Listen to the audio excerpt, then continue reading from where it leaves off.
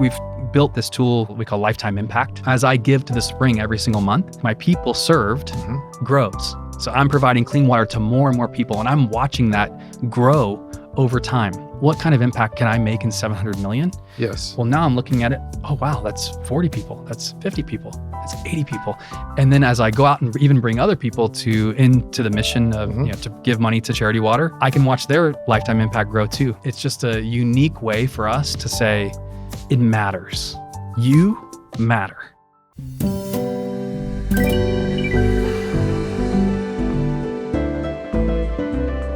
20 years in the industry. You are right now Charity Water Chief Revenue Officer. That's been a recent promotion. Congrats. Great. Thank you. As of last year.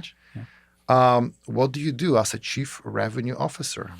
So I oversee everything from brand marketing to our ultra high net worth fundraising initiatives, and everything in between. So we have our brand partnerships, corporate partnerships in there, foundations.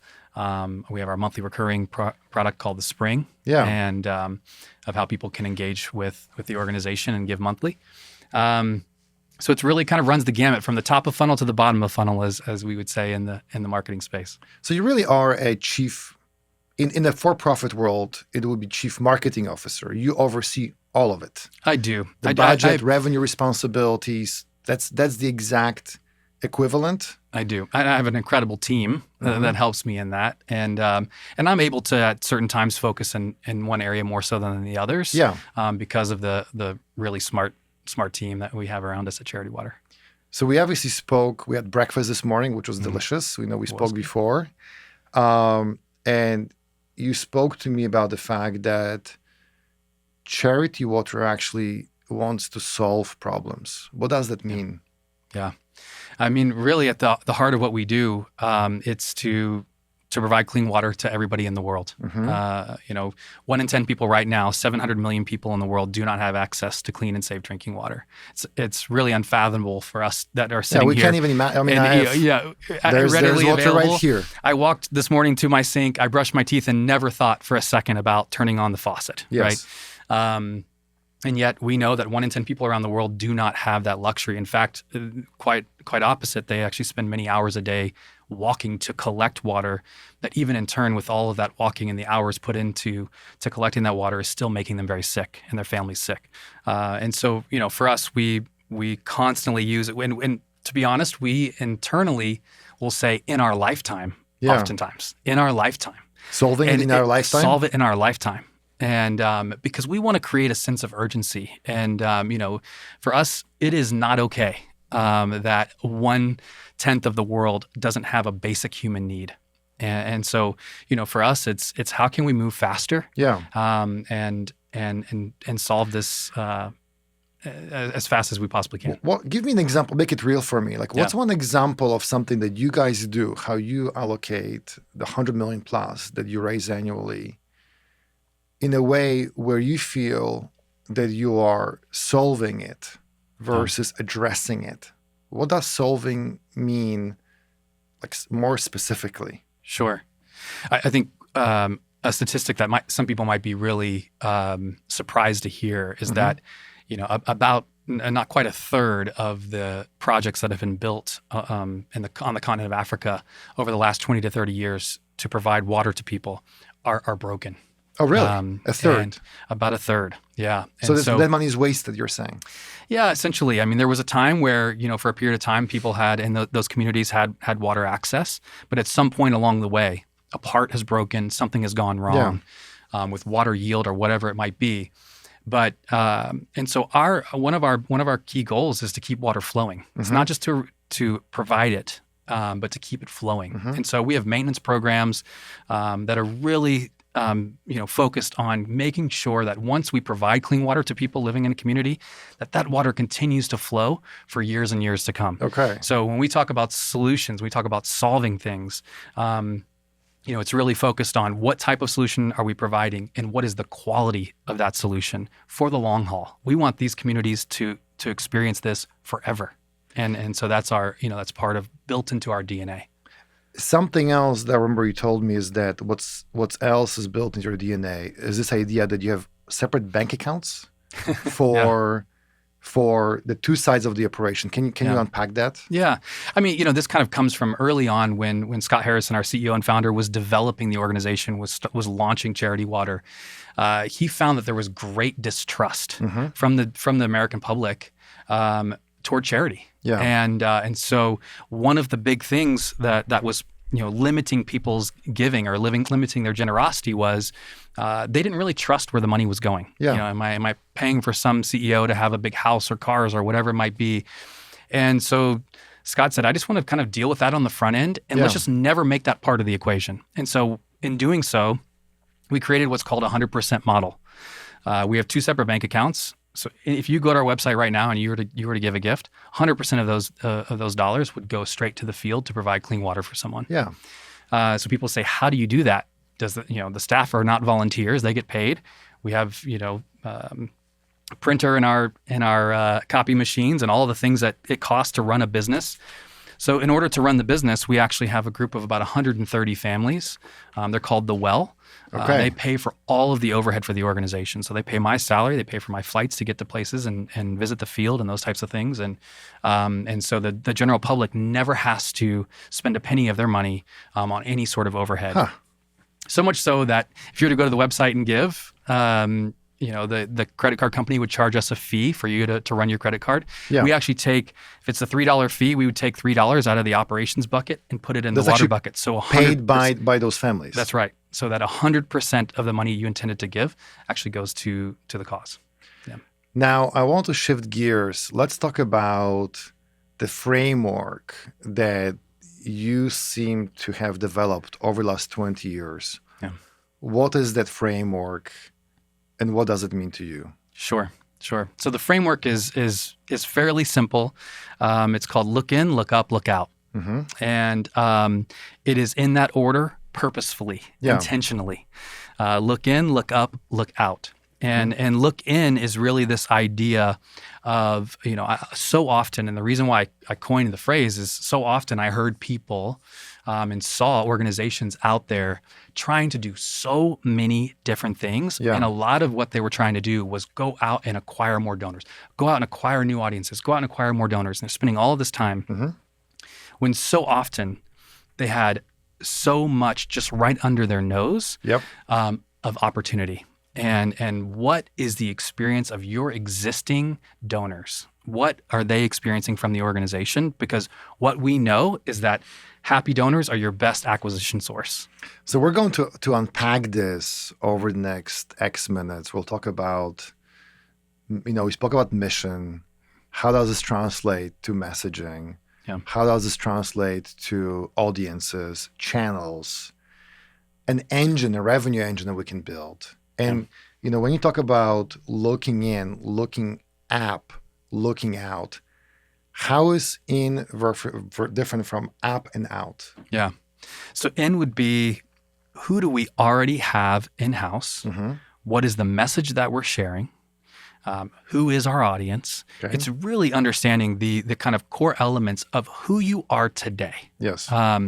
Looking up would be, how can my board connect me to more people in their networks? How can my executive team connect me to more people in their networks? And really kind of expanding outwards. Looking out then is trying to figure out, how do we go out and forge our way into new audiences? But again, they are consequential for a reason. They're prioritized. Look in, look up, look out, because you should always be starting with in. And what is the origin of this? Like, how did this come about? Because I have to admit, it's not it's a phrase that feels so natural. It's almost something that someone would have invented 50 years ago. No, I think, and again, it just kind of came from me seeing organizations really spin their wheels. Yeah. Trying to go out there, tell so many different stories, really water down so much of their messaging because they're trying to do too much at one time. And so, it came back to me came to me from this idea of let's start where we are. I was actually sitting in and one of my first ever, it was my first ever staff gathering at Charity Water, and Seth Godin was speaking. So 4 years ago or so? Or? So yeah, a little over 4 years ago. Yeah. And Seth is a generous donor of Charity Water and a great He's friend. Obviously very well known. Yes, yeah. And he looked out at us sitting there as the team, and he said, "I want you to know you already have all the donors you need. Okay. You already have all the donors you need to fulfill your mission." And it's for us that are always, kind of constantly thinking about what's next. How do we grow? How do we get out there? It was a sobering thought of, and what he meant by that is, if you do right by those who are already connected and are already incredibly passionate about your mission, you are going to fulfill your mission. You are going to grow. And I 100% believe he's right. And I believe it starts, again, kind of going back to this idea of looking in. Did that grow out of situations where you were frustrated? Probably. And I've had so many times throughout my career where you feel like you try something and it doesn't work, or it's failing, and you're trying to figure out why. But I also think that so often we become enamored with the new and shiny. Sure, grass is always greener. The grass is always greener, for sure. And we forsake kind of the people that are right there in front of us, who are passionate about what we're doing, who are already invested. And so, how can we, appropriately spend time and energy and investment on them to make sure that their experience is the best, and they are going to be actually the best people to tell our story. So, how I translate this to the for-profit world is there's just this, basic and often to know and not to do is not to know. And what I mean by this is we all know that product market fit, that standing for something and owning that niche with a clear message in specific channels is, I almost feel like if you ask me right now, what is the number one responsibility of a chief revenue officer or chief marketing officer, I think it's being the steward of that vision, of that intersection between who I am as a brand, who is here as my team, what do they believe, who is my consumer, who is my donor that I'm serving, and how do I own that? And when we spoke this morning over breakfast, you said this phrase, and I quote, "You can do fewer things well with excellence." And is that what looking in is about? What does that mean to you? It's definitely a part of it. Are we sharing, is our message clear, concise? Is our message simplified, not just to where someone can hear it and understand it, but that they can turn around to their network and share it themselves? So are we providing them a framework that is so easily understood that not only can I absorb it, but I can turn around and I not only can I want to. I want to share it with my friends. It's compelling. It's simple. Is it hard to be a steward of that philosophy in your role right now or across your 20-year career? Like, is this easy to do or is this hard to do? I feel like it's a leading question maybe, but no, I think it's hard to do. It's incredibly hard to do. I will say this. I think part of, I have other nonprofit leaders come to me quite often and ask, what is the magic sauce at Charity Water? It feels like there's some sort of magic sauce. I think it's found in this. I think it's found in the simplicity of message, being incredibly clear in what we do, and providing compelling ways for people not just to understand our message, but to also share our message. So let's talk about this a little bit more, because I feel like this is one of those things, again, to know and not to do is not to know. This is one of those things that, we as marketers, it's like, this is something I will be taught in marketing one-on-one, right? And then what's the last time that I opened that book? I think so much a part of it internally, me personally, understanding myself, understanding my blind spots, understanding what I do well, what I don't do well, making sure that I'm building a team that helps support me in my weaknesses and can feed off my strengths. I think all of that is incredibly important. I think about it as a DNA of an organization as you're building that and really understanding who you are, what your message is, how you simplify that message, and really being clear about understanding who is connecting to you, how they're connecting to you, and why. I think all of this is related, right? Well, and how I perceive this, because this is really interesting to me, is that how does someone like Charity Water, where you are the steward of the brand, and you want to really look in to start, like you said, before you look up and out? Yeah, I mean, I definitely think that understanding who you are and having real clarity of direction, and we often refer to it as the North Star, of understanding where we're headed. We just went through a practice where we wrote our vision. We call it a Vision 2030. Okay. And it's our strategy for as we kind of look to 2030, what are the series of things that we're going to do, and we know these are going to evolve. They're going to change. But where we're headed, that's not changing. Yes. And I think as individuals, the best thing we can offer the world is the most authentic version of ourselves. Mm-hmm. And so really understanding who we are deep in our DNA, and so much of that that foundation is laid at the very beginning of the establishment of the organization, right? And then now where do we go from here? How do we take that and extrapolate? And again, we kind of come back to our mission is pretty simple. Simple in thought and idea, right? It's to solve the world's water crisis. Well, it's simple and it's extremely complex and difficult. Yes, difficult to do, but simple to understand. So, the thing I'm taking away is this, because I know we're getting philosophical, but I think this is terribly important. And you said it, that mission, clarity about the mission, and looking in, defining that mission, right? Mm-hmm. You spoke about the fact that you guys have 2 separate bank accounts, about the fact that you don't want to just address the water crisis. You freaking want to solve it. Yep.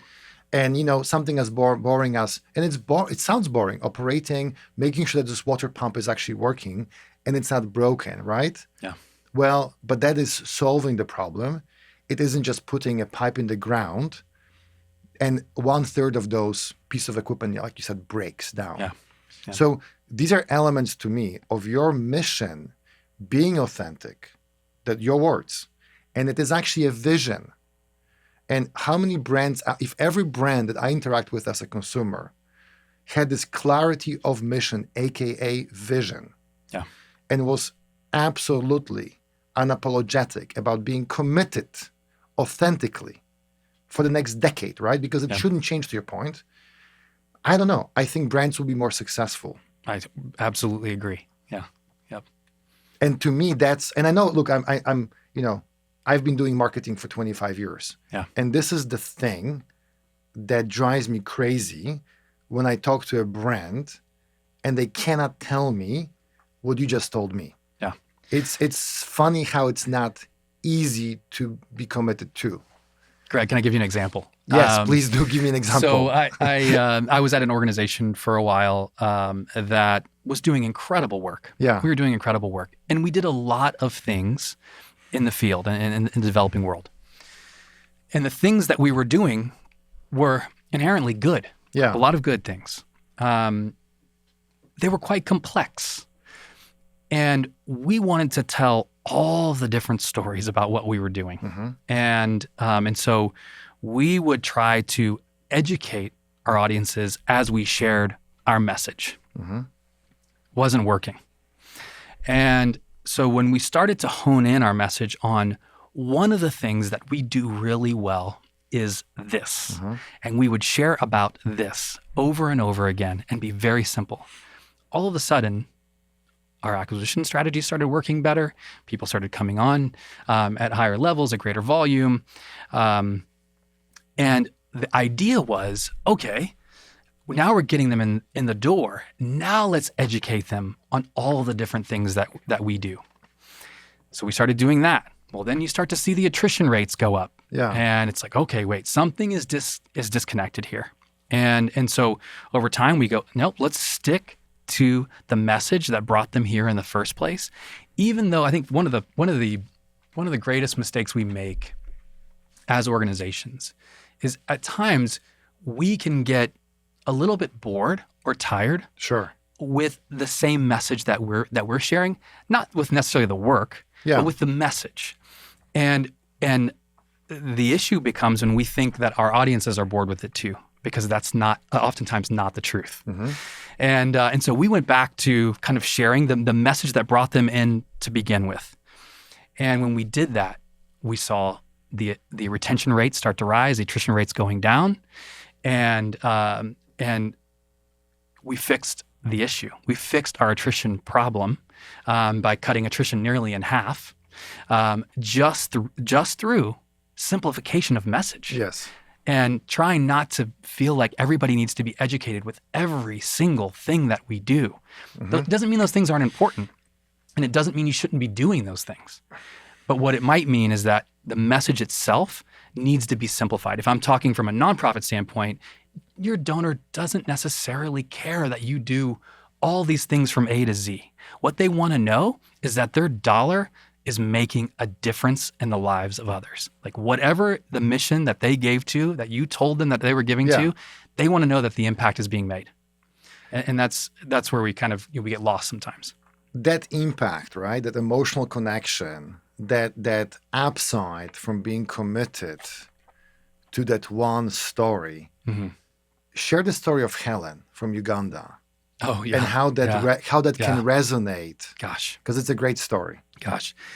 Helen was a lady that lived in northern Uganda in one of the areas that we were working in at Charity Water. And, when we talk about providing clean water for communities, we think about health. Mm-hmm. We think about kids being able to go to school and not spend their days collecting water. Yes. And that's all amazing and good and definitely a critical part of what we do. But Helen told us a little bit of a different story. Mm-hmm. She said, yes, my kids have clean drinking water now. And yes, my family is able to do this. But what I'm able to do is wash my clothes now. Yeah. What I'm able to do is wash my face. Which, by the way, I would never think of that as that seems so unimportant in a way. Right.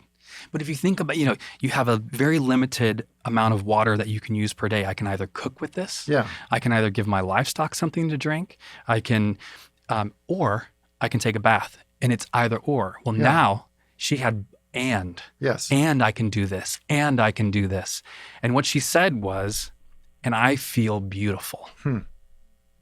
So sweet. And it, kind of took us all back of, wow. I mean, we say a lot at Charity Water, clean water changes everything. Yeah. This was a perfect example of that. Clean water changes everything. It's a really sweet example. Yeah. And we come back to this a lot at Charity Water, and it is the power of story and the power of the one, of talking about a person's story. Yes. And so, for us, it's about, again, kind of coming back down to that, telling the powerful stories of the one that help people understand and be able to absorb these critical stories that will then, kind of inspire generosity. And so, for us, it's, if you're just talking to people in stats and numbers and kind of, 40,000 foot conversation, it's not compelling them. It's not inspiring them to act. And so for us, it's been clear that we have to tell the compelling stories. Now, but I think there's also, because we spoke about this, there's also a way to break that big number that's overwhelming. Mm. I almost don't want to think about it. It's so sad. And make it more real. So storytelling in the context of the $40, right? You shared with me how actually $40 does provide clean water to one person. Yeah. And there is something magical that you guys have that's about the $40 that connects with all of these emotions. What is that? Yeah, I mean, I think for us, it's about transparency. And from day one, that's been a critical part of what we, what we believe, who we are, part of our DNA. And I mean, honestly, from day one, we put every single project that we ever built on our website. So you can see the, through Google Maps, go on and look at the satellite images. No way. And we give latitude, longitude That's lines, so cool. the whole deal. You can go see it right there. So it's been critical for us to be able to kind of show that transparency. Yeah. Part of the way we do that for our donors that are giving $40 a month or $20 a month, for every $40 across our portfolio around the entire world, you're providing clean water for one person. Right.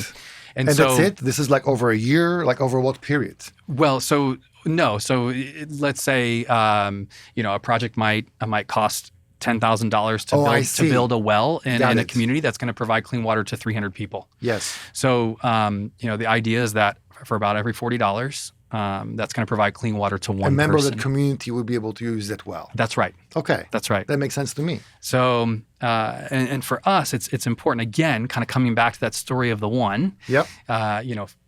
That's one more person. That's one more person. So we look at that 700 million number, and it seems so massive, and it seems so big. Yes. But as you see, we've built this this tool, kind of we call lifetime impact. Yes. So as I give to the spring every single month, my people served grows. So I'm providing clean water to more and more people, and I'm watching that grow over time. And so, again, for me, what kind of impact can I make in 700 million? Yes. Well, now I'm looking at it. Oh, wow, that's 40 people. That's 50 people. That's 80 people. And then as I go out and even bring other people into the mission of, to give money to Charity Water, I can watch their lifetime impact grow too. And so I think it's just a unique way for us to say, it matters. You matter. And that gift, while it might feel small in the light of the problem, it really matters. So you are really making the emotional also tactile, right? Yes. There's texture to it. It's almost transactional. And I'm really tempted to talk about Spring and your recurring revenue model, because clearly you have made investments in technology. But I want to hold that thought. I want to resist the urge. Let's talk about audiences for a second and personalization, because we're talking about mission, right? Yeah. That's the North Star. We spoke about the message, that it has to be emotional. It has to also connect to something tangible. We just did that. Yeah. How are you thinking about audiences? Like, is Charity Water for everyone? Yeah. I mean, I think we will resonate with certain folks. I do think there is something unique about our mission in that it is not divisive. There is no one on the planet that's going to come to us and say, I don't think what you're doing is a good idea. Right. I don't think what you're doing is right. Yeah. We avoid those arguments, right? We're providing clean water for people. Pretty much everybody can get on board with that. But I think we do need to know who we're talking to, who is most apt to respond to our message. But I think for us, it's been really sharing this kind of compelling, inspiring message of providing clean water to everybody on the planet, and that seems to resonate with quite a few people. Do you need to know your data well, your first-party data, to know who your super donors are?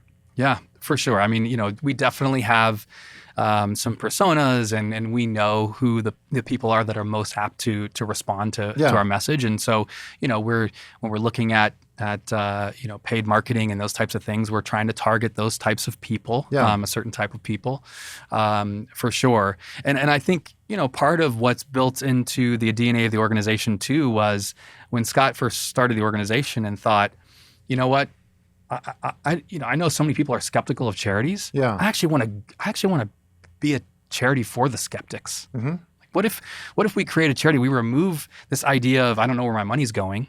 We have transparency. We show them the projects on our website. Yeah. We have 100% model where every penny that they give goes directly to clean water.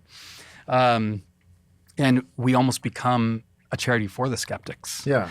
So part of what our mission is, even outside of providing clean water for everyone, and again, staying singular focused, that's our mission. But what we also want to do is inspire generosity for the world. Our hope is that people hear Charity Water's mission, they become involved in Charity Water. Maybe they'd never given to a charity before. Yeah. And they decide to trust in Charity Water because of our model, because of who we are. that in turn, because of the experience we provide, again, we're focused on them, we're focused on their experience and making happy donors. They then decide to give to other things, and they're helping the homeless in their community. They're doing whatever it might be. But we are inspiring a movement of generosity.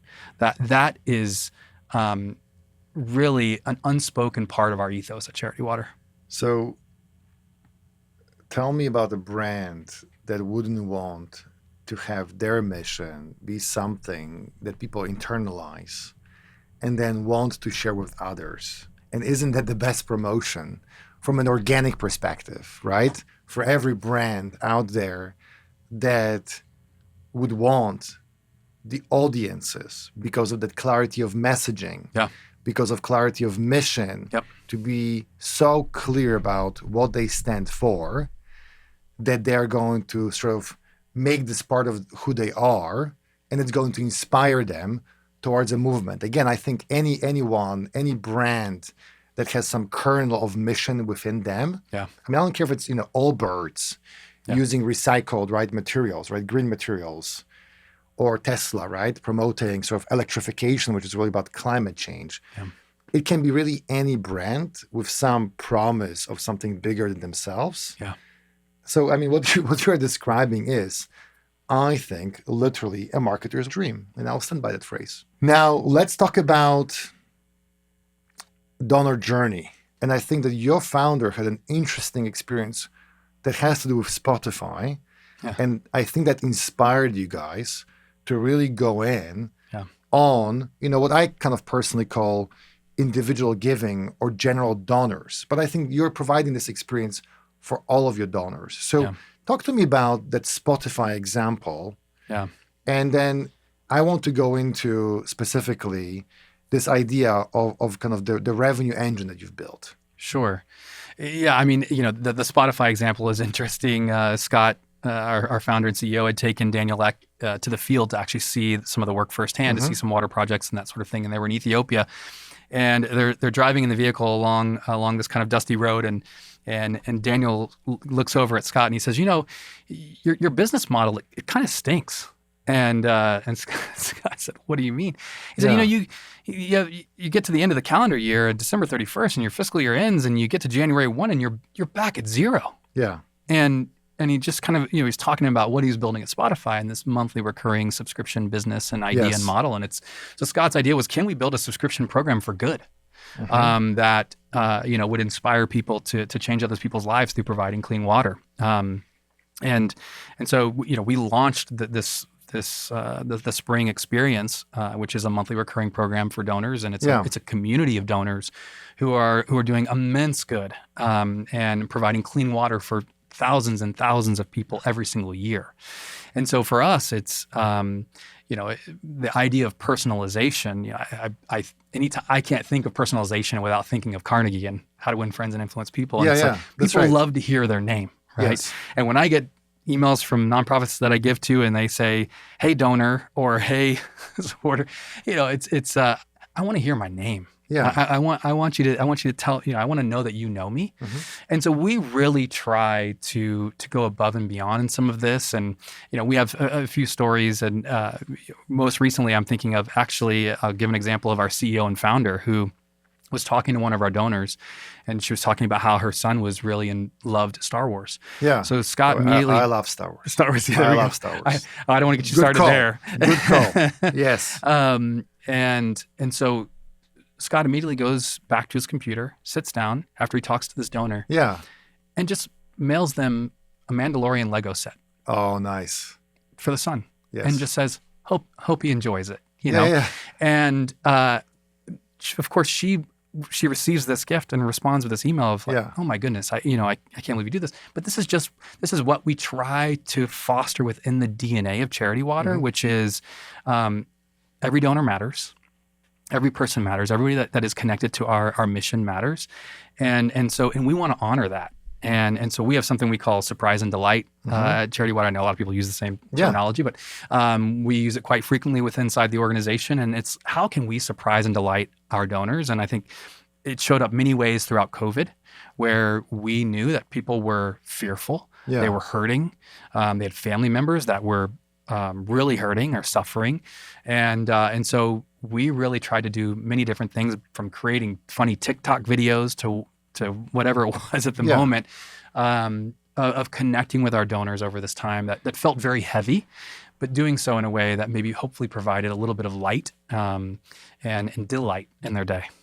And does this mean that in order to deliver on your mission and to drive the point home about what you stand for and to embrace these specific audiences, did you have to make significant investments in technology to enable this type of messaging, this level of personalization?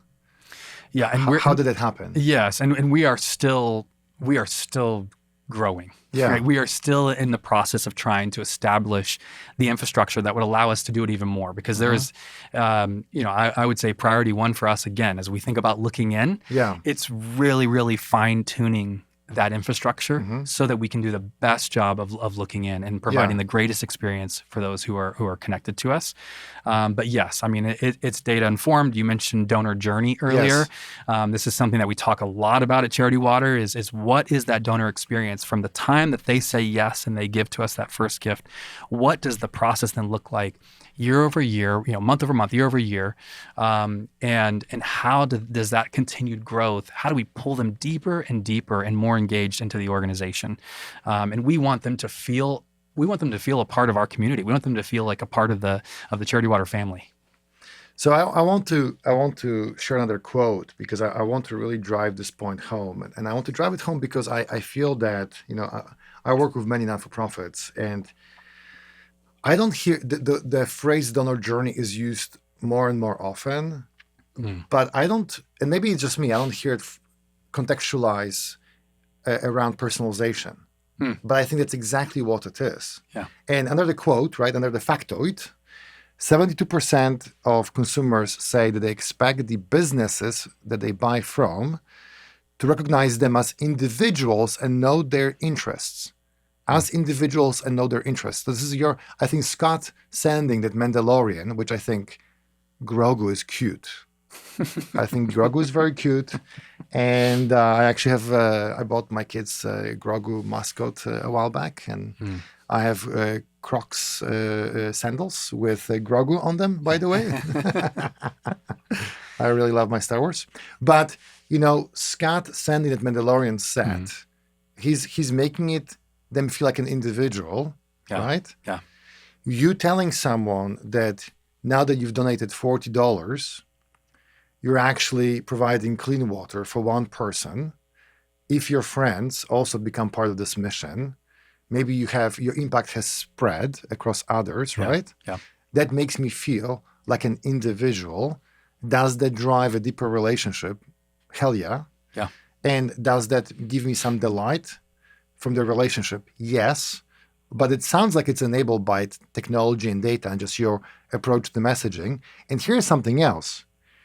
Brands demonstrate their investment in the relationship, not just the transaction, when they are personalizing, right? Again, they demonstrate their investment in the relationship. And you speak about building relationships, building the delight, right? Having deep connections a lot. Yeah. I mean, I guess the question I would have is, how do you know what their interests are if you're not watching their behavior? And the data is what is informing that behavior, right? Yes. It's telling us, what are they responding to? What is moving them? And even on the major donor side of the house for us, if we're not asking these questions, if we're not asking what brought you to us, what compels you to give each time you give, what are other organizations that you're giving to on a consistent basis? We want to know you. We want to know what inspires you, and we want to know that because, when we come back to you and we want to make sure that we're providing opportunities for you that are aligned with your values and your, what you're inspired by. Yes. So I think for us, it's really, if you're not utilizing data in that to inform how you're connecting to your donors and what that donor journey looks like over time, you're incredibly missing out. You're missing the whole point. And look, this is something that we didn't rehearse this, but third-party cookie deprecation, large changes that happening right now in the industry, driven through privacy regulations, right? And I always tell brands that first party data, looking in, right, at who are my best super donors, super fans, and actually also knowing who I shouldn't be acquiring, not because they're bad people, just because I have a limited marketing budget. Sure. And there's actually, if you look at direct mail, I always like looking back at what has been done because history does repeat itself. Yeah. In direct mail, we're very used to suppressing lists and very used to actually allocating dollars to those lists that perform the best, right? This is really audience first marketing, but where does it start?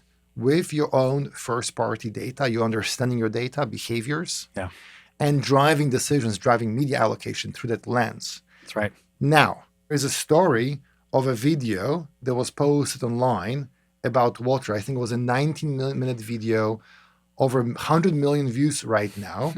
And that one piece of creative, that one message in that one channel enabled you to almost conquer one audience and then sort of scale this up. Actually, you were able to look in at one audience with that video. And then I feel like you were able to look up or look out. Can you talk about this? Sure. So it actually came right after that kind of Daniel Ek conversation of, you really need to be thinking about the Spotify. Yes. Yeah. Conversation. You really need to be thinking about monthly recurring donors and how you can create this program for good and providing clean water for people. And so, we developed this was before my time at Charity Water. And actually I'll tell them myself a little bit here. How many years ago do you remember? This was in 2016. Okay. And Scott and I were friends before I came to Charity Water, our CEO and founder. And he sent me the video, and it was still kind of in its final rough edit phase. But he sent me this video. He said, "Hey, I'd love to know what you think." And I responded with, "Hey, I think it's incredibly compelling. Where are you planning on using it?" What was inside of the video? It was 21 minutes. Okay. And it was, it really talked a lot about Scott's story and kind of his upbringing and his kind of transformation into this idea. He went from a New York City nightclub promoter to now leading one, Which, by the way, when I first nonprofit. heard that story, that's not typical. Yeah, that's right. That's right. So it tells a little about his story, but it obviously it lays out the issue of the lack of clean water around the world, and so. But it was 21 minutes, and I said, "This is great. Where are you planning on using it?" And I'm thinking, okay, he's going to bring a bunch of people into a room and show this video, and we're gonna put it out there. We're gonna put it online. We're gonna use it, and my internal voice said, "This is never going to work." Yeah. People are going to watch a 20-minute video. Right? I mean, attention spans are so short. That's right. That's right. I think even 8 years ago. Yeah. So, 20 minutes of, and, the joke is on me. Here we are. And thankfully, they move forward with the whole project and put it out. And it's, there's no telling how many millions and millions of dollars this one video has raised. And I'd recommend for anybody, it's just the spring video for Charity Water. What do I look for? The spring video. The spring video Charity Water. And it will be the first thing that comes up. And, but it's this really incredible, story of the organization and the organization's impact on the world. And then for several years, we really utilized this video to tell our story and to acquire thousands and thousands of spring members who came on and joined the mission. And it also was just a compelling way to tell our story, to tell the Charity Water narrative. As I think back on my own nonprofit journey, and as I look at Charity Water's history even, I think there are moments in time where a single channel becomes your growth engine. It becomes what fuels you. Yes. I think the mistake is, one, trying to do all of them at one time. Right. Or two, thinking that just one is going to be your only growth channel forever. Because, what we saw from 2016 to 2019 was that our monthly recurring, the spring, that program, that experience for donors was our growth engine. And this is, again, general donors, right? These are like, how much are we talking about per month? Yeah. So the average gift is around $26 per month. Okay. Yeah. Yeah. So just people like you and me, regular people. Most people can join. And so, Yeah, I mean, I think that was what enabled us to really expand and grow our impact, Sure. and providing more clean water for more and more people over those few years. 21 and 2022, what really drove a lot of that growth was really on the high net worth individuals Yes. who were stepping up, and really giving significant kind of transformational type gifts. Yeah. And that was our driver And that's of growth. millions of dollars, I assume. I'm sorry? That's millions of dollars. Like Oh, yes. large, Absolutely. Okay. Yeah. A lot, 7-figure gifts and those Yes. types of things. So, it's interesting to kind of see as the organization continues to mature. Yeah. The idea is that you would kind of have all of these different channels working in concert with one another. Mm-hmm. And we talk about that donor journey. Yes. Someone might come in as a spring member, and then they want to give a $15,000 gift, and then they want to maybe even join the well. So I think this is especially interesting because you guys, many non-for-profits have been around for quite some time. Yeah. I think majority. And they're used to corporate donors, they're used to foundations, right? Yeah. Ultra high net worth individuals. And in my experience, focusing on, again, individual giving or general donors, people who give $26 a month, that to me feels for those non-for-profits as not an afterthought, but it's a by the way. Yeah. And you started differently. Yeah. If you were talking to someone who works for an established non-for-profit and you were advising them, you were maybe on their advisory board, maybe you were coaching them, and they really want to lean in on creating a general donor program where someone gives them 10, 20, $30 a month, what would you tell them? Yeah. I mean, for one, I always say whenever I'm advising any nonprofit, I'm looking at where is your area of opportunity today? Okay. Where is your zone of opportunity? Is that looking in? It is. It's looking in. Yeah. It's looking in at your existing file and saying, who are these people? Mm-hmm. What segment are they giving in? And double down on that for a while, and really focus and grow that. For some, it might be major donors. If your primary network is high net worth individuals, then that's where you want to spend your time. That's where you want to double down. Now, that might not be the same 5 years from now. 5 years from now it's time to start growing this thing. What does that look like for us? And at the very beginning, Scott would every once in a while would say, I'd almost rather see 1 million people give $1 than one person give $1 million, because for him it was the idea that this is going to be a movement. And as I talked about earlier, with this is it's about creating this generation or movement of generosity. As much as it's about solving the water issues around the world. That is a critical part of who we are, and so it's inviting everyone. We had a little girl who sent in her allowance money one time, and she sent it in to, and I can't remember what the exact amount. I want to say it was $8.13. Right, and it was some change, and then a few dollar bills and things, and with it came a little letter, and we took that, went to her and said, "Can we share this story?" And made a whole campaign out of it. I went out to our audience and said, this little girl gave $8.13. You can do the same. Some of you can give $81.30. Some of you can give $810. And so, really taking these stories and experiences that we see every day at Charity Water, where people are giving sacrificially, at times. But you guys inspire generosity through looking at the whole value chain, meaning the Kid Resources Program, right? Yeah. Where you're helping parents, because I want to riff off that example. Sure. You're helping parents make it easy for their kids to be philanthropically minded. Yeah. What is that? It's interesting. As I have been in the nonprofit space now for over 20 years, over the last 10 years, I think so many of my conversations have been with some of our major donors that are giving $10,000 plus annually. So many of them are raising kids that they want to make sure that they're raising compassionate individuals. Yes. They're raising generous kids. And so at Charity Water, we've really taken that to heart. We wanted to resource and equip parents. Yeah. We also just have loving kids and compassionate kids that are trying to do what they can. They're setting up lemonade stands. They're doing, whatever it is at their schools to raise money for Charity Water. And so, for us, it's about how can we better equip them. And so, we created a video series called the Journey video series, which you can go on the Charity Water website. It's right there, and just utilizing kid resources. Every summer we do something called our Tiny Heroes campaign, and we highlight a few of those kids that are doing amazing things and having incredible impact and providing clean water for people. So we're really trying to, hopefully, one, resource, but two, inspire this idea of this movement of generosity. I think what you're saying is that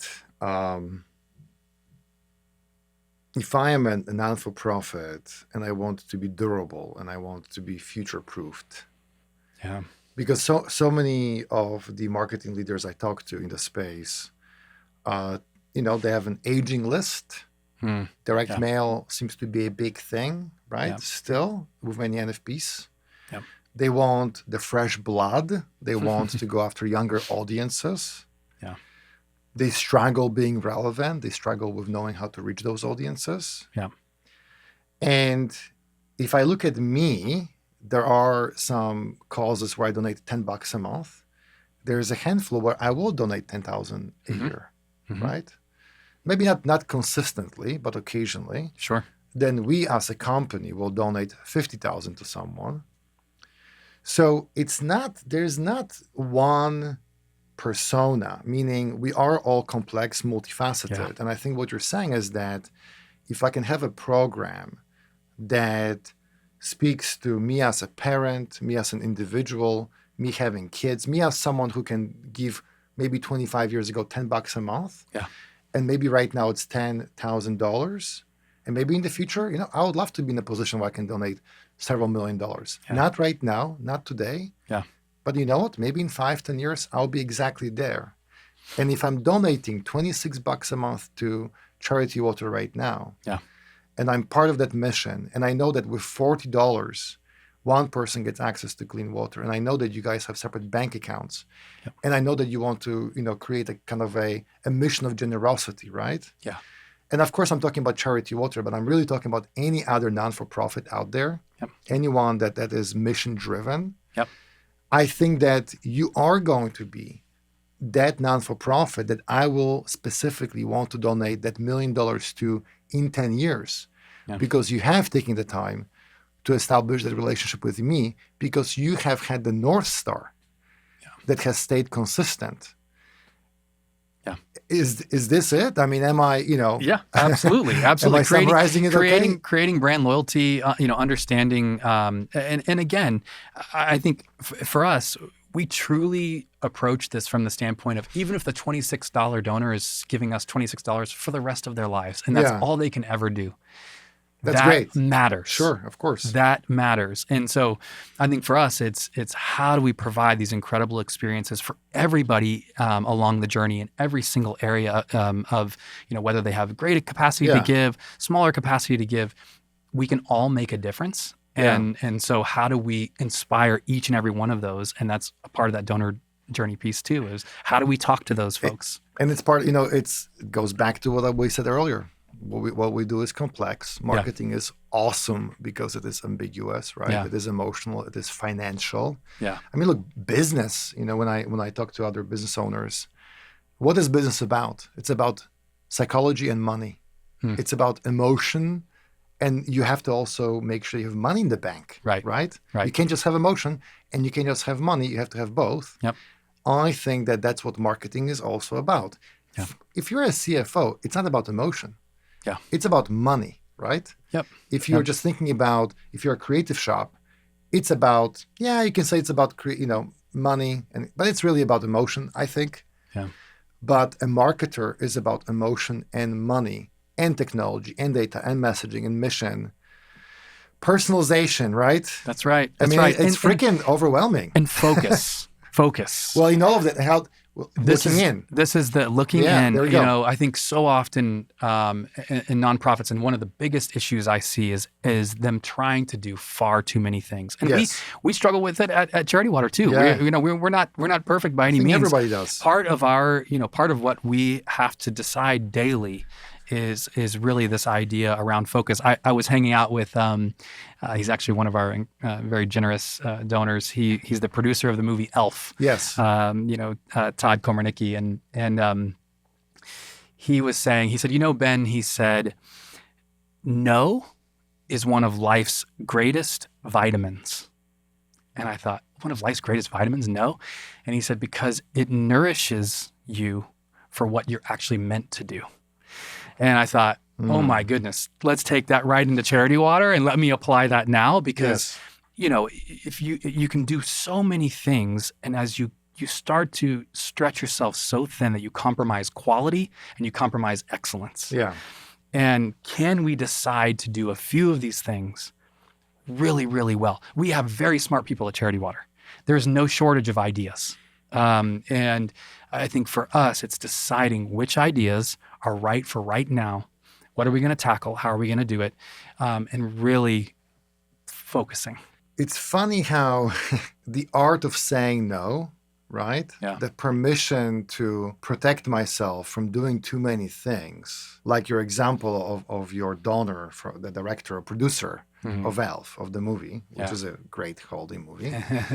But so you guys actually decided right now to say no to being lower in the funnel, and you decided to say yes to being 50-50, top and bottom, and allow yourself to be okay with screwing some things up and yet succeeding at other things? That's right. Did I hear that correctly? That's exactly right. Yeah, I mean, we could put all of that investment into the bottom of funnel, and we could pull that lever, and we could pretty much scientifically understand about where we're going to land. Yeah. Or we can take half of it, put it in that bottom of funnel, take the other half, and say, we're going to take some risks on some things. We're gonna step back out. Give me an example of something. So of course, the 21-minute video, 2016, which was an investment, by the way. Top of the funnel. It's not cheap to create a 20-minute video. Pretty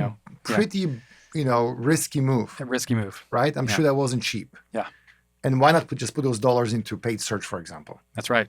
Back in 2016, right? That's right. Yeah. But so give me an example of something you guys are thinking about this year, if you can share. Yeah. That's risky, top of the funnel, but maybe it's, I like this word terrasiting. A good friend of mine told me this. It's terrifying and exciting. Yeah. So is there something that's terrasiting that you guys are working on that's in that 50% top of the funnel? Yeah, I don't want to give too much away. Yeah, that's why. Because I do want to have a little and we bit of talk surprise about this, element. So I don't know anything about this. Yeah, so we're working on some things built around the Summer Olympics right now. And some commercials. Oh yeah. And what we might be able to do to talk about, to highlight this idea of water changing everything. Yeah. If you look back on some of the historical campaigns that Charity Water has run, we've done the Water Changes Everything campaign, where you look at a plate of spaghetti and it's the hard pasta noodles, right? With red sauce poured over it. Sure. And we say water changes everything. Yeah. You look at a baby bottle where it's just the dust of formula in the bottom. Yes. But that's it. Yes. And we say water changes everything. There's these kind of provocative type of ads that we've run. We're drumming up some new things for the Summer Olympics that I think are going to be really, really interesting. I think it's the July, correct? That's right. Paris, if I remember correctly. That's right. So do me a favor. This was awesome. No, it's great to be here. No, thank you. So give me a summary, right? We started by talking about looking in, look up, look out. Yeah, you better do a real deep dive of who you have right in front of you before you spend all of this time, energy, and resource on reaching out. Because what people often overlook is all of the incredible opportunity that is right under their nose that they are standing on top of. I think it's interesting. I think about the parallel. Charity Water is working all around the world, providing clean water for people. Often this water is not far below their feet. They just need the resources and the drill to drill it, to get it, right? And so build your infrastructure, let data inform your decisions. Okay. And but look in, because a lot of times the greatest opportunity, the greatest resource is going to be right below your feet. It's going to be right there, right in front of you.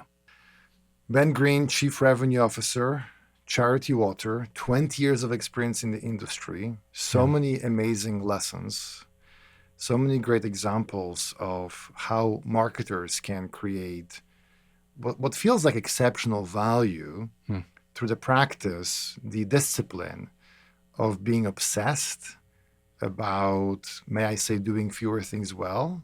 Yeah. But also there is an element of the art of saying no. Ben, thank you so much. Thanks so much for having me.